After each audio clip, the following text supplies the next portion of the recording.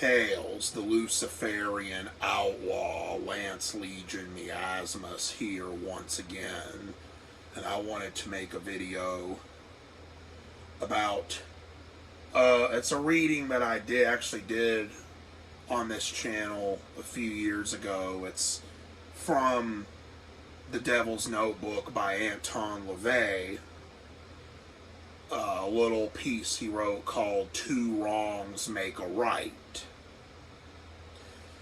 I wanted to read that, but I also wanted to add some discussion in there, my own thoughts as well. So let's just get to it. Friedrich Nietzsche once said, quote, "I know my fate.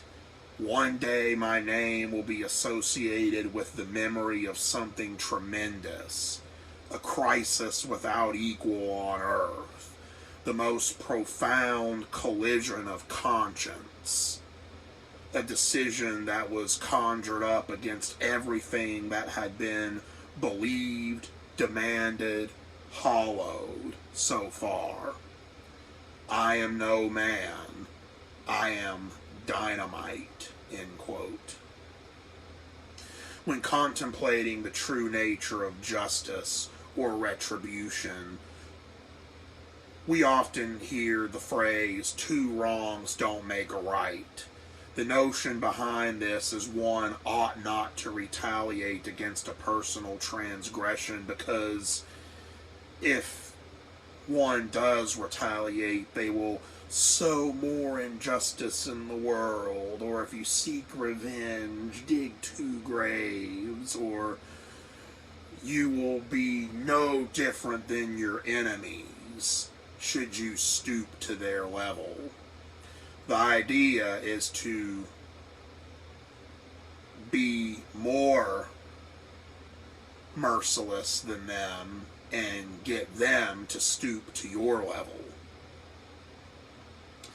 So, the aforementioned line of thinking is in error. You could never become your enemy, even if you adopt their tactics, because you have a different set of values than your enemy. Furthermore, you and your enemy are different organisms, hence you have different wills to power. The prescription, "you ought not retaliate against your enemy, two wrongs don't make a right," is, to put it in Kantian terms, nothing more than a categorical imperative, an assumption of morality. When someone says you ought to do this or you ought not to do this, all they're really doing is trying to get you to behave in accordance with their will, their values, but their values are merely subjective. Even if it were a fact, though, even if it were a fact that you are sowing more injustice in the world by seeking retribution, it does not entail that one ought to follow that fact. If someone were to claim that two wrongs make a right is a logical fallacy, point out to them that they themselves are engaging in the fallacy of special pleading. To engage in special pleading is to imply or explicitly state that one side in a battle or conflict is justified in committing atrocities or travesties, while the other side is not. It is a double standard for sure, but keep in mind, not everyone can be held to the same standards.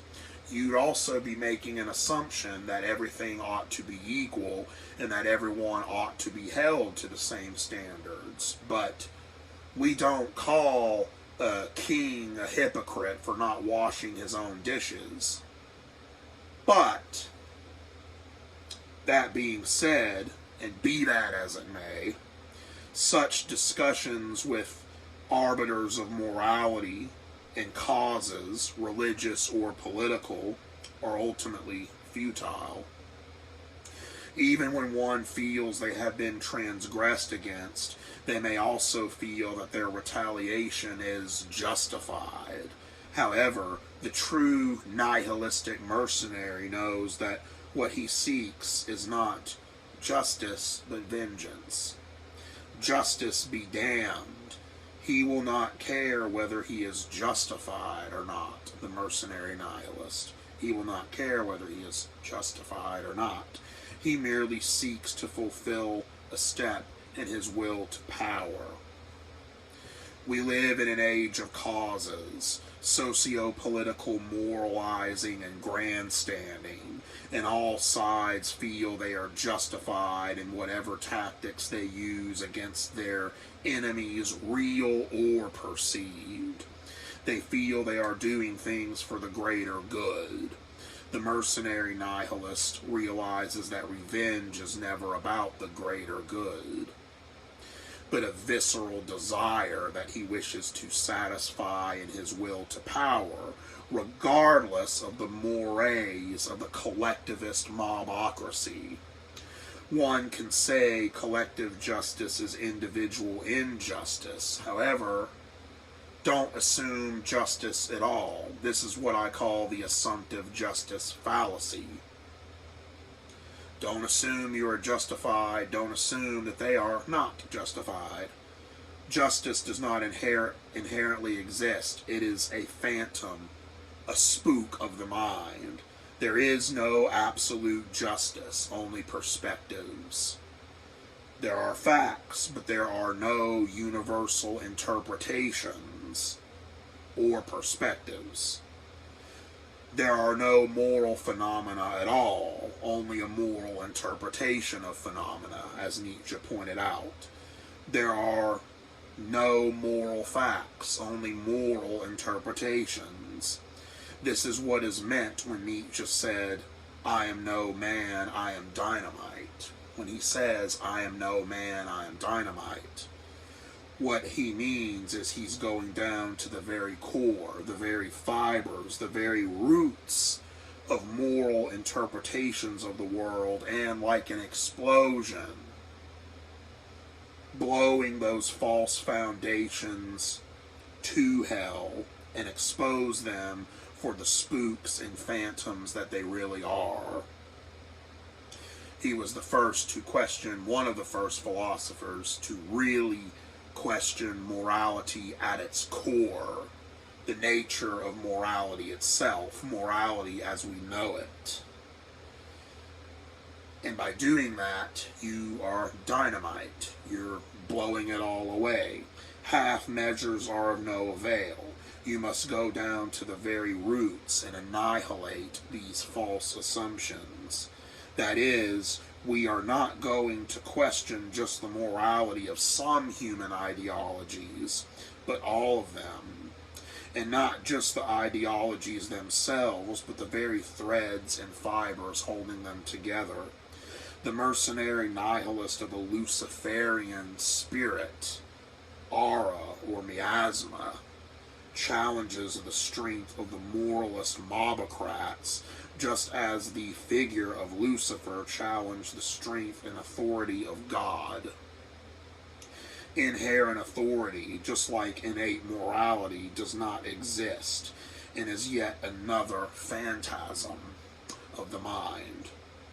For not seeking vengeance and granting someone Not seeking vengeance is granting someone a right and authority that they do not inherently possess, to allow the other person actions and not allow another party those same actions is a slave moral. And the phrase, two wrongs don't make a right, is nothing more than the prescriptions of a mobocratic slave moralist. Granted, yes, if one is to be consistent with Hume's guillotine, granted, if we're looking at the is-ought gap, Hume's guillotine, rather, as some people say it, guillotine, heard it both. I say guillotine usually. The is-ought gap, Hume's guillotine. If we want to be consistent with Hume's guillotine, see, from the fact that one has been transgressed against, you can't derive from that fact the universal prescription that one ought to seek recompense. That is true, but be that as it may, it does not derive the universal prescription that one ought not seek revenge either. Again, when analyzing such prescriptions, how do you deal with such of a seeming paradox there? How do you deal with that? Well, one cannot derive an ought from an is, as we always say here on this channel and other philosophy channels of the same nature. You cannot derive an ought from an is, but you can and do derive an ought from an if. It all depends upon the goal of the subject, hence subjective valuation. There exists only the will to do something, the power, might, and ability to do something, and the remorselessness, shamelessness, and mercilessness to do something. That's it. It is really that simple. For me personally, this is just a value judgment. I see no value in granting free speech to those who would not grant it to you. But others say, that would be two wrongs don't make a right. Well, strategically, it's good to censor those who would censor you. And keep in mind something else too. Power dynamics change. Power is not static or binary. So, in a way, the nihilist can say to hell with free speech granted to those who wish to destroy you. However, a Luciferian mercenary nihilist would perhaps go even further. For as Max Stirner noted, quote, "You long for freedom, you fools. If you took might, freedom would come of itself. See, he who has might stands above the law." How does this prospect taste to you, you law-abiding people? But you have no taste. State, religion, conscience, these despots make me a slave, and their liberty is my slavery, end quote. One cannot always expect logic and reason to govern human affairs. Everything I just said with Hume's guillotine and all that, that is logic. But in the real world, I think it's ironic, that you cannot expect logic and reason to govern human affairs, and you can use logic and reason to arrive at even that conclusion.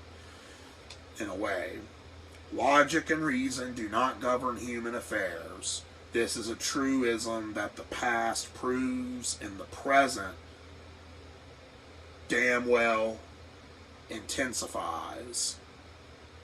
Nihilismus Luciferi, the power nihilistic sinisterist, may question not just morality, but the very fabric of existence and epistemology itself.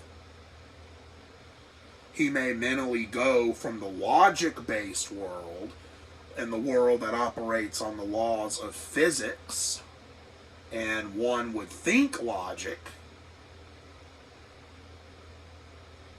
this logic-based world that we claim to operate in, but transcend his will into the realms of what I call the three A's. The A-rational, the amoral, and the A-causal. A state of mind, or realm, as some occultists call it, where the laws of physics are meaningless. Therefore, the laws of logic and the very nature of moral interpretations and judgments themselves are absolutely meaningless. Within this mindset or realm, an even greater sense of pure liberty is achieved. He need not justify himself to others, humans, beasts, or gods, for his will to power is achieved through sinister illumination. To hell with slave-made moral interpretations of the world. Purge yourself of moral interpretations of the world. Vengeance upon the just and the unjust alike. Purge yourself of toxic moral interpretations of the world right to the very core. Instead, be the poison, the miasma that permeates the hobgoblin-soaked little minds of the masses, of mobocratic collectivist conformism. Annihilate their false idols, false gods, and falsehoods, and bring forth the acausal realm.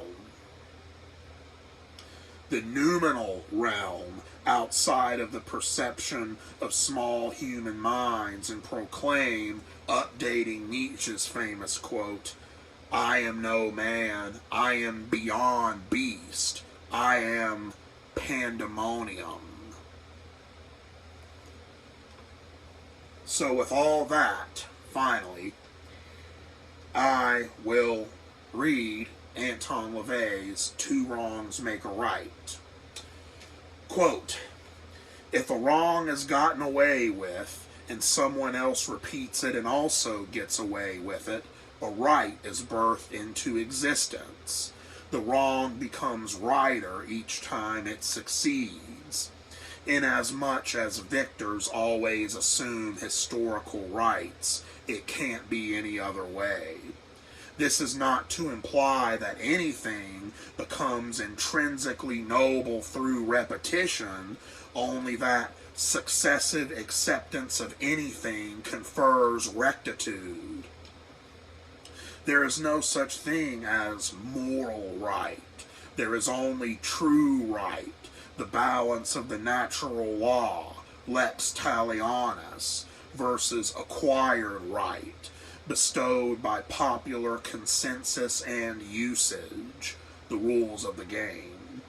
Morality is a human invention conferred by the self-serving interests of the sensually impoverished.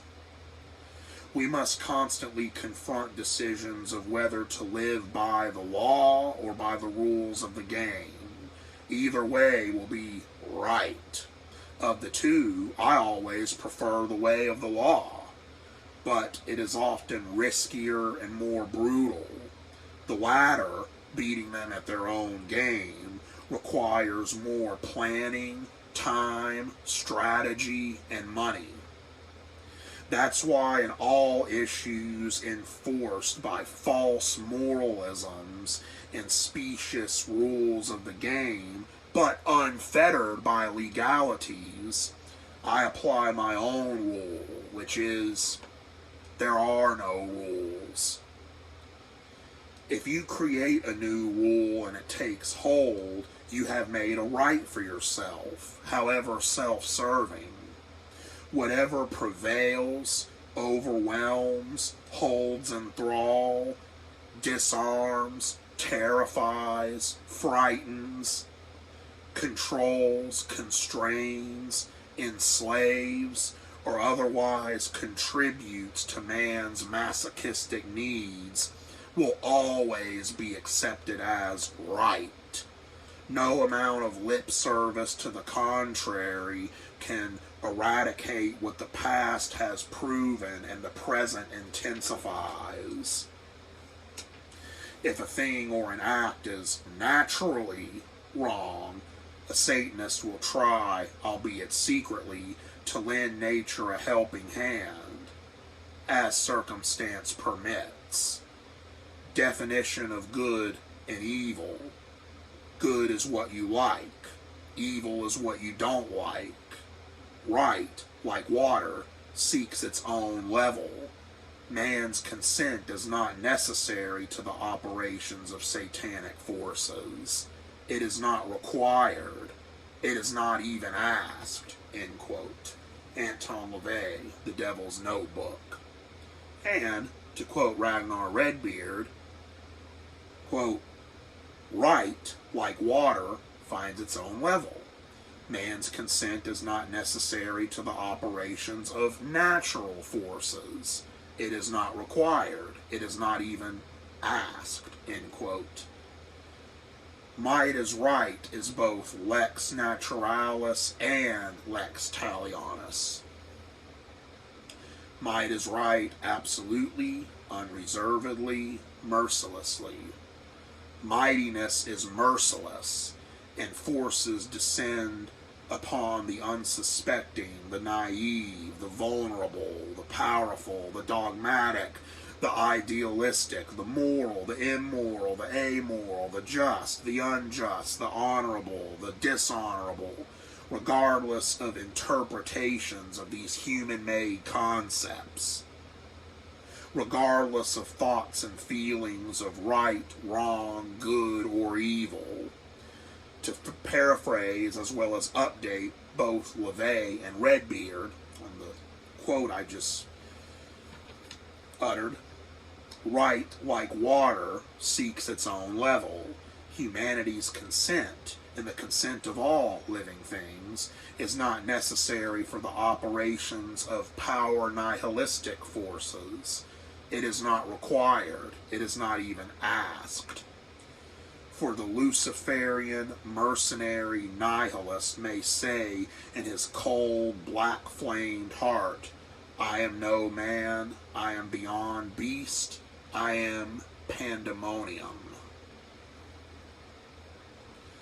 So, in so many words, that's what I have to say about LaVey's little article there, or little passage in his book, Two Wrongs Make a Right, and how some people seem to think that is a logical fallacy. Strategically, though, it's been shown throughout history that, indeed, battles are won by any means necessary. That is how wars are won. This is a philosophical discussion on such things. Looking at the philosophy of war, as it were. So, yeah, I just wanted to read that again. I've read it on here before. I can't seem to find the video. I may have deleted it. I was going to just re-upload the original video, but it's a few years old now. And I decided to, let's go ahead and make a new one, but I wanted to add a few things to it. Put some things into perspective a little bit. So, that's about it for this one. Do what thou wilt shall be the whole of the Luciferian outlaw. Into dark triumph ride.